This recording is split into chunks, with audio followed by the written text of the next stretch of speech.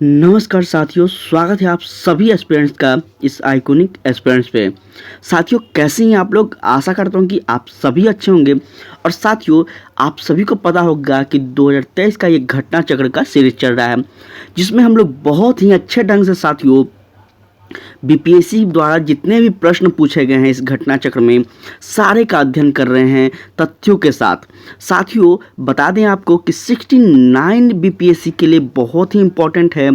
साथ ही बिहार दरोगा, बिहार सिपाही भर्ती, या फिर साथियों आप किसी भी एग्जाम का तैयारी कर रहे हो बिहार राज्य का, तो यह आपके लिए पूर्वावलोकन बहुत ही इम्पोर्टेंट है। साथियों, बीपीएससी द्वारा अब तक 1992 से साथियों 2022 तक के जितने भी एग्ज़ाम कंडक्ट करवाए गए हैं, इन सभी एग्ज़ामों का यहाँ पे साथियों क्वेश्चन आपको देखने को मिलेगा सब्जेक्ट वाइज। और साथियों, इसमें आपको भारतीय इतिहास, भारतीय राज्य व्यवस्था, अर्थव्यवस्था, राज्य व्यवस्था, विज्ञान, इन सभी चीज़ों का आपको सम्मिलित रूप से यहाँ प्रश्नों का मिलेगा श्रृंखला। तो उम्मीद करते हैं कि आप सभी साथियों के लिए बहुत ही इम्पोर्टेंट ये सेक्शन होने वाला है और आप लोग इस क्लास को पूरा देखेंगे। साथियों, आपको बता दें कि बिहार दरोगा को और 69 बीपीएससी को, इन सभी को ध्यान में रखकर साथियों हम आपके लिए जल्द ही करेंट अफेयर का सेशन भी लाने वाले हैं।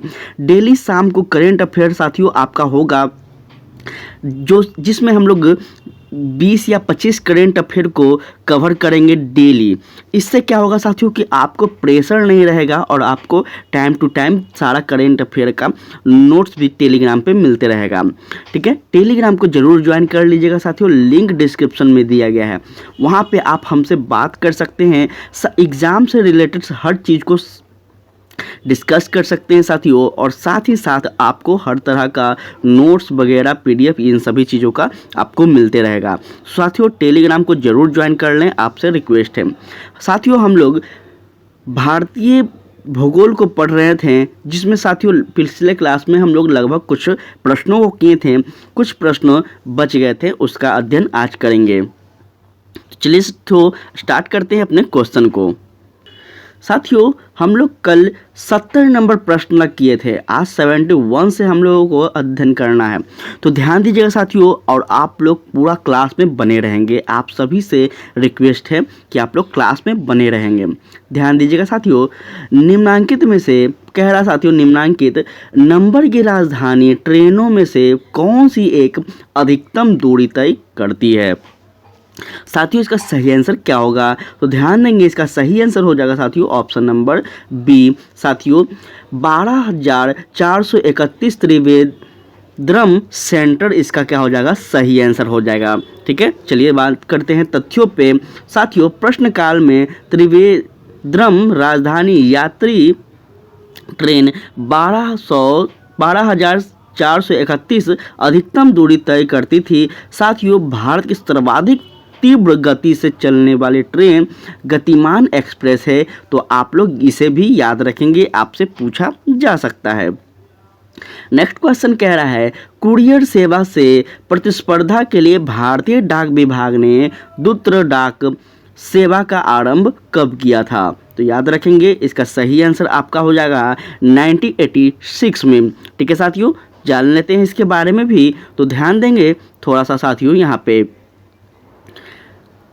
भारतीय डाक विभाग द्वारा दूरस्थ डाक सेवा स्पीड पोस्ट अगस्त 1986 में क्या किया गया था साथियों? तो प्रारंभ किया गया था। तो ये याद रखेंगे, इसे स्पीड पोस्ट के बारे में आपसे पूछा जा सकता है। नेक्स्ट क्वेश्चन है कि भारतवर्ष में सर्वप्रथम दूरभाष का प्रादुर्भाव किस वर्ष हुआ था? ध्यान देंगे, इसका सही आंसर क्या होगा? तो साथियों, इसका आंसर जो है स्पष्ट रूप से नहीं किया गया है। और जब स्पष्ट नहीं रहता है तो आप सभी को पता होगा कि हम तथ्यों को समझाने पर ज़्यादा फोकस करते हैं। तो यहाँ पे आपको आंसर अपने आप मिल जाएगा।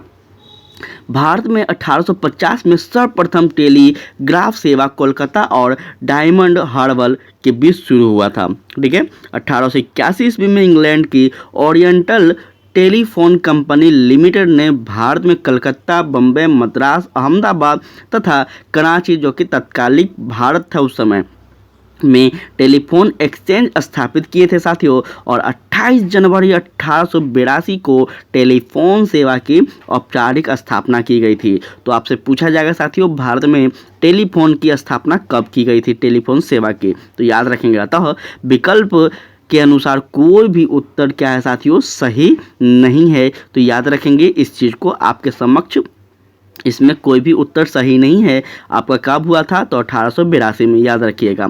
नेक्स्ट क्वेश्चन है कि पाट अंचल अवस्थित है, पाट रीजन कहाँ पे अवस्थित है साथियों, तो याद रखेंगे यह आपका हो जाएगा झारखंड में अवस्थित है। ठीक है, चलिए जान लेते हैं इसके बारे में साथियों। पाट अंचल जो है वो छोटा नागपुर प्रदेश में अवस्थित है और यह ऊंचे पहाड़ी शिखर होते हैं। छोटा नागपुर पठार का अधिकांश भाग झारखंड राज्य के अंतर्गत आते हैं, अतः विकल्प बी क्या है साथियों, तो सही है। नेक्स्ट क्वेश्चन है झुमरी तलैया साथियों, रेडियो पर गीतों की फरमाइश के लिए प्रसिद्ध यह झुमरी तलैया किस राज्य में स्थित है साथियों, ध्यान दीजिएगा। इसका सही आंसर आपका हो जाएगा ऑप्शन नंबर बी, झारखंड। ठीक है, चलिए जान लेते हैं इसके बारे में साथियों। तो झुमरी तलैया झारखंड राज्य में के कोडरमा जिले में स्थित है और पहले यह अविभाजित रूप से कहाँ थी साथियों, तो बिहार में स्थित थी। आप सबको यह बात पता होगा। क्षेत्रफल के अनुसार निम्नलिखित राज्यों का सही अवरोही क्रम क्या है साथियों, क्षेत्रफल के अनुसार पूछा जा रहा है, तो इसमें बताइएगा साथियों, क्या वह आंध्र प्रदेश हो जाएगा, बिहार हो जाएगा, उड़ीसा, उत्तर प्रदेश एवं मध्य प्रदेश, कौन सा हो जाएगा साथियों। तो यहाँ ध्यान देंगे, इसका सही आंसर आपका ऑप्शन नंबर डी हो जाएगा। अर्थात साथियों सबसे पहले क्या हो जाएगा आपका मध्य प्रदेश, फिर आपका उत्तर प्रदेश, फिर आपका आंध्र प्रदेश, उसके बाद आपका बिहार हो जाएगा। ठीक है, तो इसको ध्यान दीजिएगा आप लोग। क्षेत्रफल की बात की जाए साथियों, तो यहाँ पे आप सभी राज्यों का क्षेत्रफल इस प्रकार से देख सकते हैं वर्ग किलोमीटर के में। ठीक है, चलिए नेक्स्ट क्वेश्चन बात की जा रही है। तो नेक्स्ट क्वेश्चन है साथियों, भौगोलिक क्षेत्र की दृष्टि से भारत के निम्न जिलों में से कौन सा जिला सबसे बड़ा है साथियों, इसका सही आंसर आपके समक्ष है बाड़मेर। ठीक है, बाड़मेर हो जाएगा, ध्यान दीजिएगा। सॉरी साथियों, कच्छ हो जाएगा। ठीक है, क्षमा चाहेंगे साथियों, कच्छ हो जाएगा इसका सही आंसर, ध्यान दीजिएगा। चलिए बात की जाए साथियों इसके बारे में, तो संबंधित राज्यों की आधिकारिक वेबसाइट के अनुसार जिलों का कुल क्षेत्रफल निम्नलिखित है, जिसमें साथियों आप देख सकते हैं कच्छ की क्षेत्रफल, लेह की क्षेत्रफल और साथियों राजस्थान, इन सभी क्षेत्रफल को आप देख सकते हैं इस प्रकार से। ठीक है, चलिए बात की जाए नेक्स्ट क्वेश्चन की। असम कुल मिलाकर कितने राज्य एवं केंद्र शासित क्षेत्रों से घिरा हुआ है साथियों, याद रखेंगे असम आपका कितने राज्य से है, तो 7 है साथियों, याद रखेंगे। अब जान लेते हैं इसमें थोड़ा सा हम लोग डिटेल में साथियों। असम राज्य की सीमाएं कुल 7 राज्यों से मिलती है। कोई केंद्र शासित प्रदेश वर्तमान में इसकी सीमा से नहीं लगता है। ठीक है, तो यहाँ पे आप लोग गलती मत कीजिएगा। ठीक है, कोई भी इससे केंद्र शासित प्रदेश नहीं सटता है।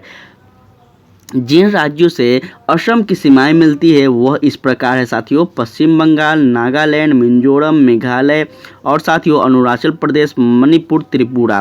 ठीक है, तो इस प्रकार से आप लोग नाम को याद रखेंगे। देख रहे हैं किस तरह से क्वेश्चन पूछा जा रहा है।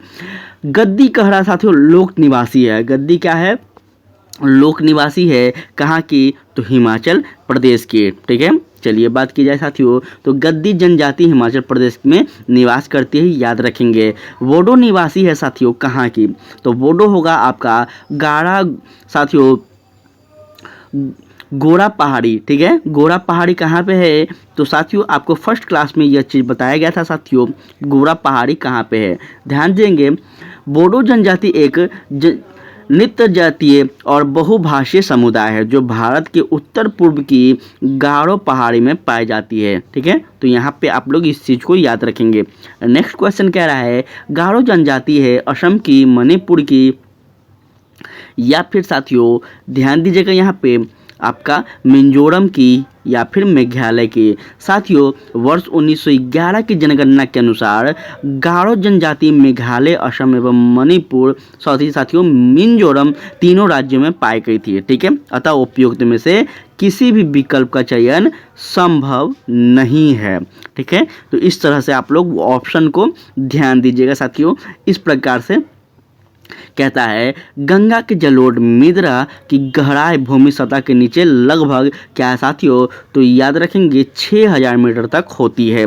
ठीक है, तो इस प्रकार से चीज़ों को याद रखेंगे साथियों। यहाँ पे इम्पोर्टेंट बात है तो याद रखेंगे ओल्डहम के अनुसार गंगा के जलोढ़ निष्पेक्षों की मोटाई 4000 से 6000 मीटर तथा ग्लेनी के अनुसार 2000 मीटर है।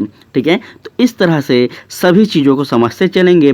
और साथियों, आपके लिए करेंट अफेयर का जो क्लास है स्टार्ट हो रहा है, तो उम्मीद करते हैं कि आप लोग करेंट अफेयर की क्लास में भी उतना ही प्यार देंगे जितना कि इन सभी वीडियो में दे रहे हैं। नेक्स्ट क्वेश्चन है कि भारत की सबसे बड़ी वह नदी है, कौन सी है, तो वह गंगा है। आपको पता होना चाहिए कि गंगा जो है सबसे बड़ी नदियों में आती है भारत की। जो ध्यान दीजिएगा साथियों, इस प्रकार गंगा नदी की अगर लंबाई की बात की जाए साथियों, तो याद रखिएगा 2525 किलोमीटर है। गोदावरी की 1465 किलोमीटर है। नर्मदा नदी 1312 किलोमीटर है। वहीं महानदी 851 किलोमीटर है। स्पष्ट है कि भारत की सबसे बड़ी वह नदी आपका गंगा है। ठीक है, चलिए नेक्स्ट क्वेश्चन है कि गंगा नदी के किनारे बसने वाला शहर कौन है। साथियों, आप सभी को पता होगा कि गंगा नदी के किनारे जो बसा हुआ शहर है वह आपका कानपुर हो जाता है। ठीक है, वैसे पटना भी होता है साथियों, लेकिन कानपुर प्रॉपर रूप से होते हैं।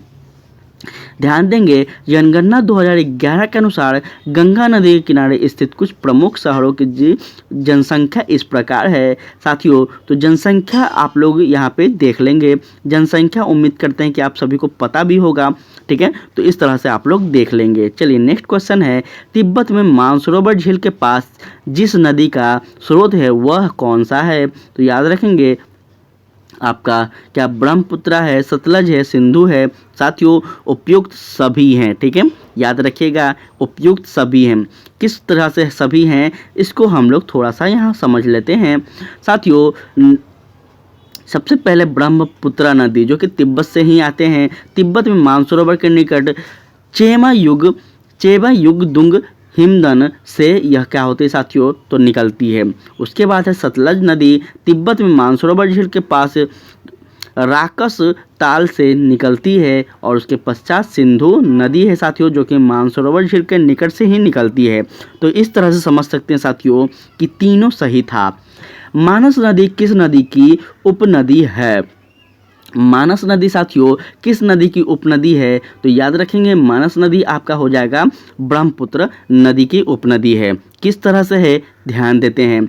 मानस नदी ब्रह्मपुत्र नदी की सहायक नदी है। और ब्रह्मपुत्र की अन्य प्रमुख सहायक नदियों की अगर बात की जाए तो जयमौली, तिस्ता, कामेश, सुबनगिरी, धनसिरी, बूढ़ी, दिसांग और कोपिली, ये सभी क्या है साथियों, तो याद रखेंगे ब्रह्मपुत्र नदी की सहायक नदियां हैं। ठीक है, आपसे यहाँ पे आपका 2 क्वेश्चन यहाँ पे सॉल्व हो चुका है साथियों, तो याद रखेंगे। उसके पश्चात है ब्रह्मपुत्र को तिब्बत में क्या कहा जाता है, तो याद रखेंगे सांपो या सांपू कहा जाता है। ठीक है, तो यह भी आपसे पूछा जा सकता है। अरुणाचल प्रदेश में दिहांग, असम में ब्रह्मपुत्र को और बांग्लादेश में जमुना नाम से जाना जाता है। ठीक है साथियों, तो ब्रह्मपुत्र जो नदी है वह तिब्बत, चीन, भारत एवं बांग्लादेश से होकर प्रभावित होती है। तो याद रखेंगे। ठीक है, और सबसे इम्पोर्टेंट बात साथियों कि यह एकमात्र ऐसा नदी है ब्रह्मपुत्र जिसको अन्य बहुत सारे नामों से भी जाने जाते हैं। तो इस चीज़ को भी आप लोग याद रखेंगे, गलती ना करेंगे। कहता है निम्नलिखित तुलना के आधार पर हिमालय नदी की प्रायद्वीपीय नदी से तुलना करें। साथियों कर लेते हैं, थोड़ा सा टाइम लगेगा आप लोगों को। देखिए, पहला है अधिकांश हिमालय नदी बारहमासी है। सभी को पता होगा, जबकि अधिकांश प्रायद्वीपीय नदियाँ जो है वह वर्षा पर निर्भर होती है। आप लोग पढ़े होंगे प्रायद्वीपीय नदी पठारी इसके बारे में, तो यहाँ पे आप चीज़ों को समझ रहे होंगे। हिमालय नदी की ढाल प्रायद्वीपीय नदी की तुलना में अधिक बड़ा होता है। नेक्स्ट है आपका, प्रायद्वीपीय नदी हिमालय नदी की तुलना में अपने रास्ते से अधिक क्षरण का कारण बनती है। साथियों कौन सा कथन सही है, यहाँ पे हम लोग देख लेते हैं। साथियों केवल 1 और 2 आपका सही हो जाएगा। ठीक है, चलिए देख लेते हैं थोड़ा तथ्यों को। साथियों अधिकांश हिमालय नदियाँ बारहमासी है, जो कि हिमालय ग्लेशियर से जल प्राप्त करती है। ठीक है, अधिकांश जो हिमालय की जो नदियां हैं वो अधिकांश क्या है, तो बारहमासी है। ठीक है, 12 महीना में ये बहती रहती है, जो कि कहाँ से, ग्लेशियर से प्राप्त होती है। जबकि अधिकांश प्रायद्वीपीय नदियाँ जो है वो वर्षा पर निर्भर रहती है। और साथियों हिमालय नदी की जो ढाल है वह प्रायद्वीपीय नदी की तुलना में क्या है, अधिक खड़ा है। हिमालय नदी युवा नदी की उदाहरण है तथा प्रायद्वीपीय नदी की तुलना में अधिक क्षरण का कारण भी बनती है। ठीक है, तो इस तरह से याद रखेंगे साथियों। हिमालय नदी क्यों ढाल है, क्योंकि ऊंचाई पर है। ठीक है, हिमालय जो ऊंचाई पे है, भारत जो है ये भारत तो उत्तर साइड में हिमालय है ना, तो ऊंचाई पे है। लेकिन साथियों प्रायद्वीपीय नदियाँ जो है वह दक्षिण की ओर है, इसलिए ढाल इसकी ढाल अधिक है। ठीक है, तो इस प्रकार से आप लोग चीज़ों को समझ पा रहे होंगे। कौन सी नदी भ्रंश द्रोणी से होकर बहती है। साथियों इसका सही आंसर आपका नर्मदा हो जाएगा, याद रखेंगे। ठीक है, किस प्रकार से हो जाएगा, तो यहाँ भी हम लोग देख लेते हैं। नर्मदा नदी विंध्य एवं सतपुड़ा के मध्य भ्रंश घाटी से होकर बहती है, तो याद रखेंगे इस बात को आप सभी की। चलिए नेक्स्ट क्वेश्चन है आपका, वह है साथियों, यहाँ पे ध्यान दीजिएगा, पश्चिम की ओर प्रभावित होने वाली नदियाँ। साथियों पश्चिम की बात की जा रही है, तो याद रखेंगे आपका ऑप्शन नंबर क्या हो जाएगा, ए सही हो जाएगा साथियों। ठीक है, क्यों हो जाएगा, नर्मदा और एक और है साथियों ताप्ती। ये नर्मदा और ताप्ती जो है यह एक मतलब कह सकते हैं साथियों ऐसी नदियां हैं जो भारत की कहाँ से होती है साथियों, तो पश्चिम की ओर प्रभावित होती है। ठीक है, तो याद रखेंगे इसके बारे में। चलिए जान लेते हैं थोड़ा सा इसके बारे में। साथियों भारत में पश्चिम दिशा में प्रभावित होने वाली 3 प्रमुख नदियां में नर्मदा नदी, ताप्ती नदी और साबरमती है। राप्ती घाघरा की सहायक नदियां हैं जो उत्तर पश्चिम से दक्षिण पूर्व दिशा में प्रभावित होती है। अतः साथियों विकल्प ए आपका सही होगा। कावेरी नदी कौन से राज्य से होकर गुजरती है। कावेरी नदी जो है साथियों वह आप कौन से राज्य से होकर गुजरती है, तो याद रखेंगे यह आपका हो जाएगा कर्नाटक, केरल एवं तमिलनाडु से होकर गुजरती है।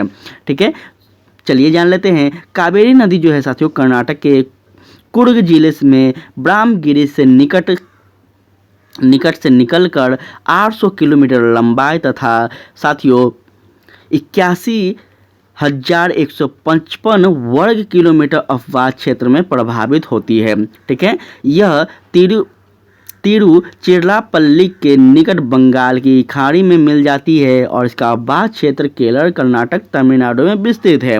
ध्यान देंगे कि पहाड़ी से नीचे उतरने के पश्चात कावेरी नदी दक्कन पठार में प्रभावित होती है और साथियों यह श्रीपट्टनम व श्रीवम समुद्र एवं श्रीरंगम द्वीपों की निर्माण करती है। तो याद रखेंगे साथियों इसका उद्गम भी बता दिया गया है, इसका अंतिम लक्ष्य भी बता दिया गया है कावेरी नदी का।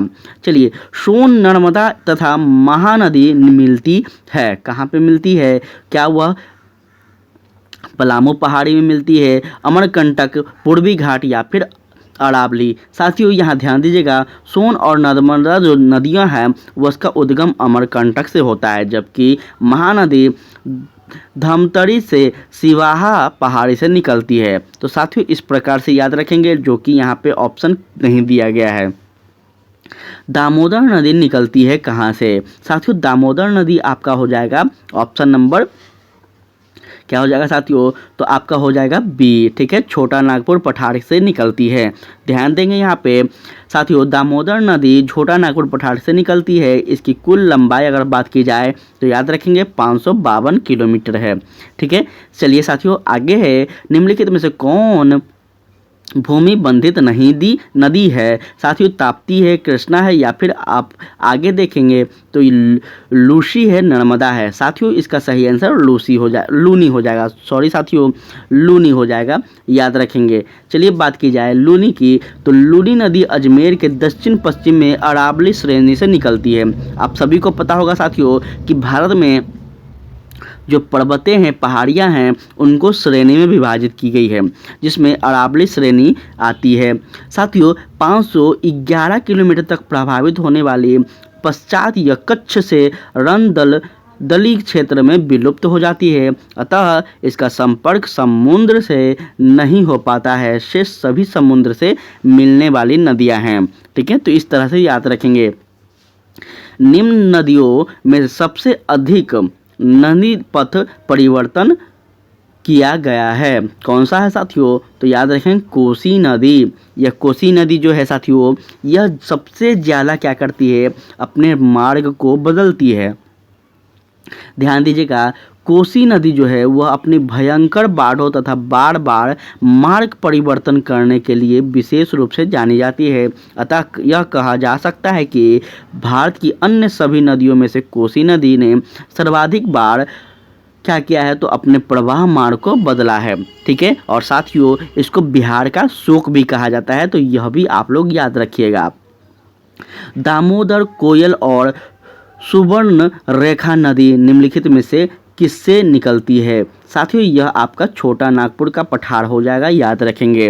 ठीक है, नाम को याद रखिएगा, बहुत ही इंपॉर्टेंट है आपके लिए। दामोदर, कोयल और सुवर्ण रेखा नदी छोटा नागपुर पठार से झारखंड क्षेत्र से निकलती है। सुवर्ण रेखा स्वतंत्र रूप से बंगाल की खाड़ी में गिरती है, जबकि दामोदर हुगली नदी में गिर जाती है साथियों। तो यह चीज़ें याद रखेंगे आप सभी। नेक्स्ट क्वेश्चन है कि भारतीय मानसून मौसमी विस्थापन से इंगित है, जिसका कारण क्या है साथियों, तो स्थल है या फिर साथियों मध्य है, तापमान है, क्या है साथियों, इसका स्थल तथा समुद्र की विभेदी तापन है, याद रखेंगे। जान लेते हैं इसके बारे में। तो भारतीय मानसून मौसमी विस्थापन वाला है, जिसकी दिशा 6 माह तक उत्तर पूर्व से दक्षिण पश्चिम तथा शेष 6 माह तक कहाँ रहता है साथियों, तो दक्षिण पश्चिम से उत्तर पूर्व रहती है, याद रखेंगे। इन मानसून हवाओं की उत्पत्ति तापक्रम में विभिन्नता के कारण होती है और अन्य किसी कारण से इस पर्याप्त मतभेद होता है। साथियों याद रखेंगे, इसके लिए 2 संकल्पनाओं का प्रतिपादन भी किया गया है, जो कि इस प्रकार है। पहला है ताप्तीय संकल्पना, अर्थात मानसून की उत्पत्ति स्थल एवं जल के असमान संगठन तथा उसके गर्म एवं ठंडा होने के विरोधी संभावना के कारण होती है। अर्थात इस पर सूर्य के उत्तरदाय एवं दक्षिणाय का क्या होता है साथियों, तो पर्याप्त प्रभाव होता है। ठीक है, नेक्स्ट आप बात किया जाए तो साथियों यहाँ ध्यान दीजिएगा आप लोग। दूसरा है नवीनतम संकल्पना के अनुसार मानसून जो है वह क्या है, तो मानसूनी हवाओं की उत्पत्ति वायुदाब और हवाओं की पेटियों के खिसकाव के कारण हो जाती है। और साथियों इस संकल्पना की पहली बार प्रतिपादन किसने किया था, तो फ्लैन नामक विद्वान ने किया था। तो इस तरह से आप लोग याद रखिएगा साथियों। देखिए आप सभी को हम बता रहे हैं, चाहे वह हिस्ट्री हो, पॉलिटी हो, ज्योग्राफी हो, कुछ भी हो, अगर आप इस पे पकड़ बना लिए, इस पूर्वालोकन पे पकड़ बना लिए साथियों, तो 100% हम बता रहे हैं बार बार कि आपको कोई भी बीपीएससी हो, बिहार दरोगा, बिहार सिपाही हो, कुछ भी हो, आपको कोई नहीं पछाड़ सकता है। इस बात को आप लोग याद रखिएगा। ठीक है, आम्र वर्षा है, क्या है, तो आम्र वर्षा के लिए यहाँ पे ऑप्शन नहीं दिया गया है सही, इसका मतलब यह ऑप्शन गलत है। तो हम लोग क्या करेंगे, तथ्यों पे बात करेंगे। कर्नाटक एवं केरल में अप्रैल महीने में त्वरित झंझावत के साथ होने वाली वर्षा को चेरी प्लाज्म कहते हैं, जबकि कई महीने में होने वाली वर्षा को आम्र वर्षा कहा जाता है, क्योंकि इस वर्षा से आम फल पकने लगते हैं। बंगाल एवं असम में अप्रैल मई में होने वाली त्वरित झंझावात के साथ वर्षा को काल वैशाखी भी कहा जाता है। अतः दिए गए विकल्पों में से कोई भी विकल्प सही नहीं है, इसीलिए साथियों हम आपको नीचे तथ्यों पर लेकर आ जाते हैं। ठीक है, नेक्स्ट क्वेश्चन है, निम्न राज्यों में से किस राज्य में जाड़े के लिए मौसम में बारिश मिलती है? साथियों याद रखिएगा, बहुत ही थोड़ा सा अटपटा टाइप का प्रश्न है, लेकिन इम्पोर्टेंट है। जाड़े के लिए मौसम में बारिश क्या है, मिलती है। साथियों याद रखेंगे, फिर से बता दें आपको, इसका सही आंसर क्या है, तो आपका तमिलनाडु हो जाएगा। साथियों कितने लोग जानते थे तमिलनाडु के बारे में, ये चीज़ आप लोग कमेंट में बताइएगा। अक्टूबर नवंबर के महीने में साथियों उत्तर पूर्व मानसून लौटते हुए मानसून के से तमिलनाडु में तटवर्तीय इलाकों में 65 से 75 सेंटीमीटर तक वर्षा होती है। तो याद रखेंगे इस चीज़ को आप लोग। चेरापूंजी अवस्थित कहाँ है साथियों, तो मेघालय राज्य में है, याद रखेंगे। ठीक है, चलिए बात की जाए आगे, तो चेरापूंजी भारत के पूर्वोत्तर राज्य मेघालय में स्थित है और मौसिन राम से पहले विश्व में सर्वाधिक वर्षा वाला स्थान चेरापूंजी ही था। ठीक है साथियों, सूची 1 प्राकृतिक आपदाओं को सूची 2 प्रदेशों से सम्मिलित कीजिए तथा सूचियों के दिए गए नीचे कूट का प्रयोग कर सही उत्तर चुनिए। ध्यान दीजिएगा, यहाँ सूची है, पहला है बाढ़, भूकंप, सूखा व चक्रवात, हिमालय का गिरिपात क्षेत्र, झारखंड तथा उत्तरी उड़ीसा, उत्तर प्रदेश तथा बिहार के मैदान और मध्य पूर्वी भारत। कौन सा सही होगा, ध्यान देंगे साथियों, इस यहाँ पे कौन सा सही होगा, तो यहाँ ध्यान दीजिएगा, ऑप्शन नंबर बी आपके समक्ष सही होगा साथियों। अर्थात हम लोग कह सकते हैं ऑप्शन बी क्या है, तो आपका ऑप्शन बी है साथियों। पहला है 3, ठीक है, फिर 1, फिर 4 और फिर 2। ठीक है, तो इस प्रकार से आप लोग देख सकते हैं साथियों, आपका इस प्रकार से सही होगा। चलिए जान लेते हैं थोड़ा इनके बारे में हम लोग। तो साथियों, केंद्रीय जल आयोग ने बाढ़ों की गणना करने के लिए बाढ़ पूर्वानुमान संगठन फ्लड फोरकास्टिंग ऑर्गेनाइजेशन की स्थापना की है। वर्तमान में इस संगठन ने देश में के 22 बाढ़ प्रभावित राज्यों में 3 केंद्रीय प्रदेश में लगभग साथियों आप याद रखेंगे 328 स्टेशनों की चिन्हित किया है, जिसमें सर्वाधिक 44 स्टेशन आपका उत्तर प्रदेश में है, 43 स्टेशन आपका बिहार के दूसरे स्थान पर है। ठीक है, तो इस तरह से आप लोग याद रखेंगे, बहुत ही डेप्थ में चीज़ आपको बताया जा रहा है साथियों। और यह भी याद रखेंगे कि भारत में भूकंप प्रभावित क्षेत्र में हिमालय एवं गिरिपात क्षेत्र, उत्तर पूर्वी भारत, सिंधु गंगा बेसिन, कम बे और कच्छ का रण, अंडमान और निकोबार द्वीप समूह भी सम्मिलित है।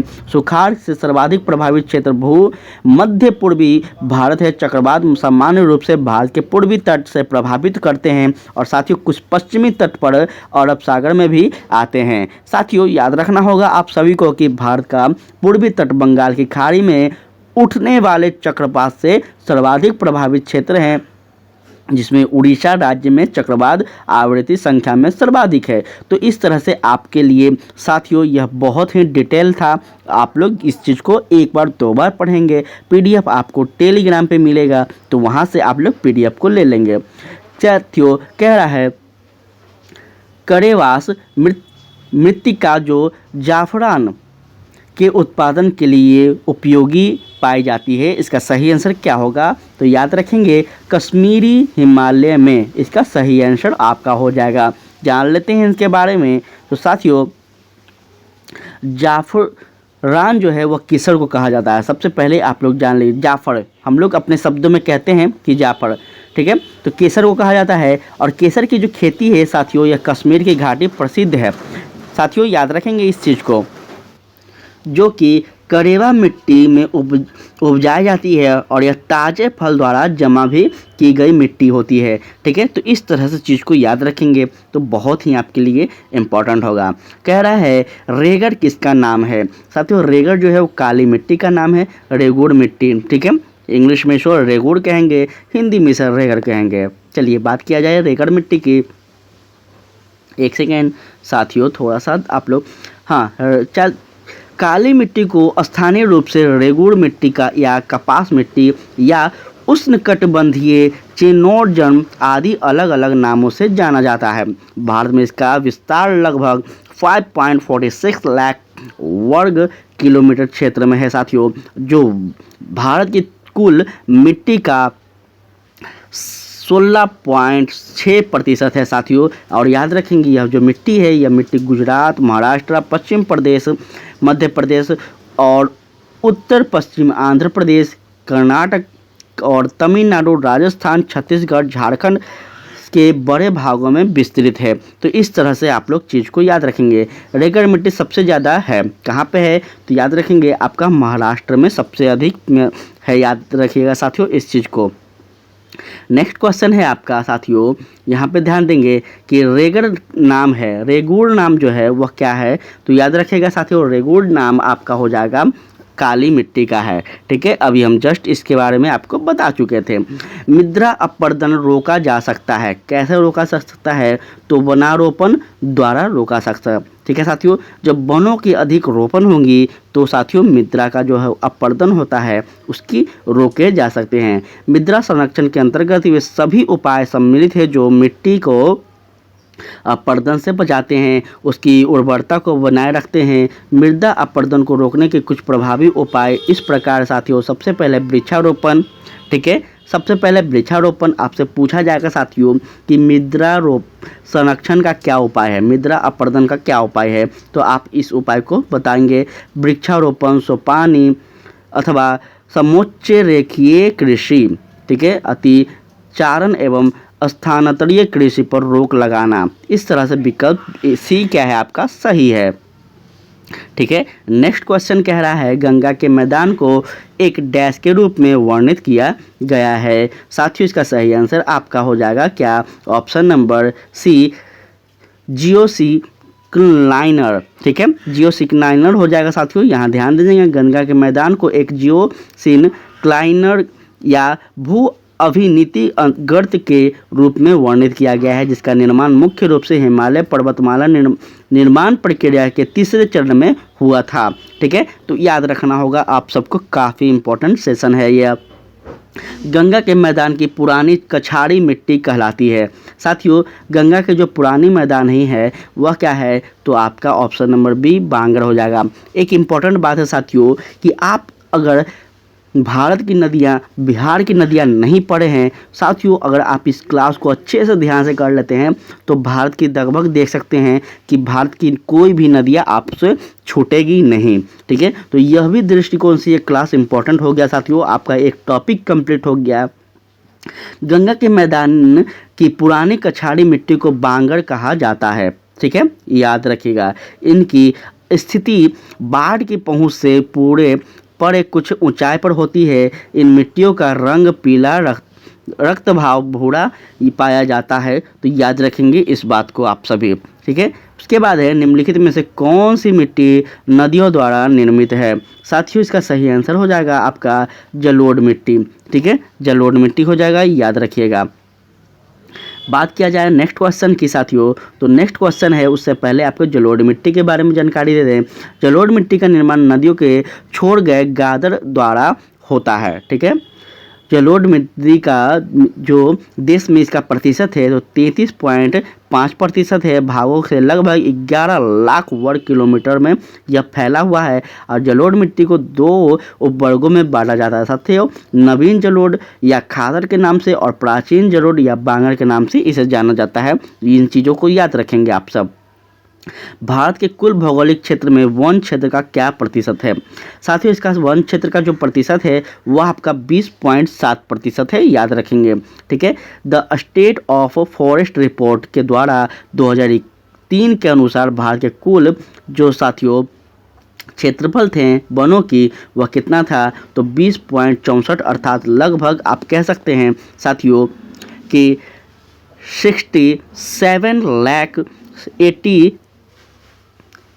67,000 साथियों 800, 300, इस प्रकार से साथियों क्या हो जाएगा आपका 67 लाख साथियों 8,333 वर्ग किलोमीटर क्षेत्रफल पर वनों का विस्तार है।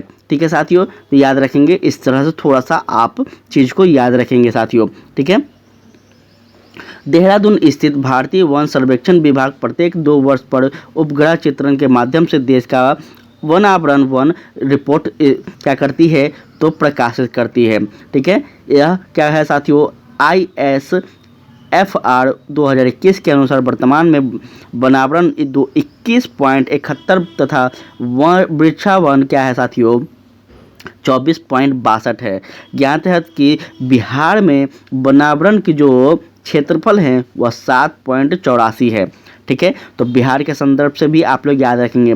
भारत के में किस राज्य का सर्वाधिक क्षेत्र घने पतझड़ वाले जंगल से घिरा है? साथियों इसका सही आंसर क्या है तो याद रखेंगे मध्य प्रदेश हो जाएगा आपका सही आंसर। ठीक है, इस तरह से आप लोग याद रखेंगे। साथियों भारतीय वन सर्वेक्षण की स्टेट फॉरेस्ट रिपोर्ट 2021 के अनुसार साथियों पतझड़ वनों का सर्वाधिक विस्तार मध्य प्रदेश तथा उसके पश्चात छत्तीसगढ़ में है, अतः विकल्प सी आपका सही है। प्रतिशत अधिकतम वन क्षेत्र है कौन सा तो याद रखेंगे मिजोरम। आपका प्रतिशत अधिकतम वन क्षेत्र की अगर बात की जाए प्रतिशत में तो वह उसका आपका मिजोरम हो जाएगा। साथियों ISFR 2021 के अनुसार भारत के सर्वाधिक वनाच्छादित क्षेत्र में मध्य प्रदेश था और प्रथम स्थान जबकि विकल्प राज्यों में मिजोरम जो कि 85.53% सर्वाधिक प्रतिशत वाला भाग वनों का विस्तार मिलता है। भारत के किस राज्य में वन्यजीव अभयारण्य सबसे अधिक संख्या में है? क्या वह कर्नाटक है, तमिलनाडु है या फिर साथियों आपका क्या होगा या फिर याद रखेंगे आपका महाराष्ट्र हो जाएगा, मध्य प्रदेश हो जाएगा। साथियों आपका सही आंसर महाराष्ट्र हो रहा है।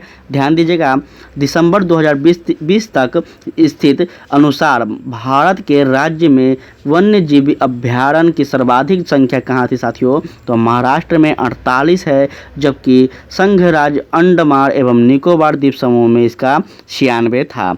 ठीक है, नेक्स्ट क्वेश्चन है समस्त विश्व में तेंदुओं की सर्वाधिक आबादी भारत में है, इसकी अनुमानित संख्या क्या है तो याद रखेंगे साथियों इसका सही आंसर नहीं दिया गया है, इसलिए थोड़ा सा हम लोग समझ लेते हैं तथ्यों के माध्यम से। Status of leopards in India 2018 के अनुसार भारत में लगभग साथियों याद रखेंगे 12,852 साथियों तेंदुओं का क्या हुआ था यहाँ के अनुमान लगाए गए थे। 12,852 तेंदुओं का अनुमान लगाया गया था 2018 में। ठीक है, नेक्स्ट क्वेश्चन है कि भारत की जनसंख्या विशेषताओं के संबंध में निम्नलिखित कथनों पर मनन कीजिए। कौन सा हो जाएगा? ध्यान दीजिएगा, पहला है आपका वर्ष 1991 से 2001 के दशक में जनसंख्या की वृद्धि लगभग 21% दर थी। वर्ष 1991 की अपेक्षा 2001 में पुरुष एवं महिला साक्षरता दर में अंतर देखा गया है। वहीं साथियों वर्ष 2021 की जनगणना के अनुसार देश में 35 ऐसे बड़े नगर हैं जिसमें कुल नगरीय जनसंख्या का लगभग 48% जनसंख्या निवासी करती थी। और साथियों नेक्स्ट है आपका चौथा वर्ष 1991 की जनगणना के अनुपात उपभोक्ताओं की संख्या में कमी का संकेत दिया गया है। कौन सा कटु सही होगा? साथियों आपका सी हो जाएगा, अर्थात हम कह सकते हैं ऑप्शन नंबर ए आपका सही होगा और आपका 4। ठीक है, इस तरह से आप लोग याद रखेंगे। साथियों यहाँ पे कुछ कथन है वहाँ भी ध्यान देंगे। 1991 से 2001 के दशक में साथियों जनसंख्या की वृद्धि दर 21.34% थी। ठीक है, और साथियों 1991 में पुरुष एवं महिला साक्षरता दर का अंतर अगर बात की जाए तो 24.8% था, जो वर्ष 2021 में साथियों 21.6% रह गया। ठीक है, यह भी आप सबको याद रखना होगा। साथियों वर्ष 2001 की जनगणना के अनुसार 35 बड़े नगरों में 48 नगरीय जनसंख्या निवास नहीं करती थी और 2001 से साथियों ये 2011 के दशक की जनसंख्या में वृद्धि दर 17 पॉइंट क्या था साथियों, तो 7 थी। ठीक है, इस तरह से आप लोग याद रखेंगे। अगर साक्षरता दर की बात की जाए साथियों, 1951 में कुल साक्षरता दर कितनी थी, तो 52.21% थी और उसमें पुरुषों की साक्षरता दर 64.13% थी, महिलाओं की साक्षरता दर 39.29% थी और कुल अंतर दोनों में क्या था साथियों, 24.84% का था। ठीक है, इस प्रकार से आप लोग याद रखेंगे। उसके बाद है 2011 की एक की जनगणना। इसमें कुल क्या था साथियों, तो कुल साक्षरता दर 64.84% था। पहले 52 था, फिर 64 था, फिर 2011 में यह 73% हो गया, जिसमें साथियों याद रखेंगे साक्षरता दर पुरुषों की 80% और महिलाओं की 64.6%। इस तरह से आप लोग चीज़ों को याद रखेंगे साथियों। तो आज का यहीं तक हम लोग सेशन को रहने देते हैं। कैसा लगा क्लास आप लोग ज़रूर बताइएगा। अगर अच्छा लगा हो तो चैनल को लाइक करें, सब्सक्राइब करें और साथियों शेयर ज़रूर करें। यहाँ पे बिहार दरोगा, बिहार सचिवालय, बिहार कांस्टेबल भर्ती, बीपीएससी और साथियों बिहार के जितने भी आपका एग्ज़ाम होगा, सभी एग्ज़ाम के लिए यह एकमात्र बेस्ट चैनल है साथियों। तो आप लोग इस चैनल से जुड़े रहें, समय समय पे आप सभी को हर चीज़ मिलता रहेगा। ठीक है, और टेलीग्राम से आप लोग ज़रूर जाएंगे साथियों, वहाँ पे आप लोग सभी चीज़ों को पीडीएफ के फॉर्म में ले सकते हैं साथियों। तो वहाँ पे ज़रूर जुड़ जाइएगा। और सबसे इम्पोर्टेंट बात कि जल्द ही साथियों आपको शाम को करेंट अफेयर का क्लास आ रहा है, तो आप लोग करेंट अफेयर को भी जोड़िएगा ज़रूर से ज़रूर साथियों, अधिक से अधिक लोगों को जोड़िएगा, आप सभी से रिक्वेस्ट है। आज के लिए इतना ही। जय हिंद, जय भारत।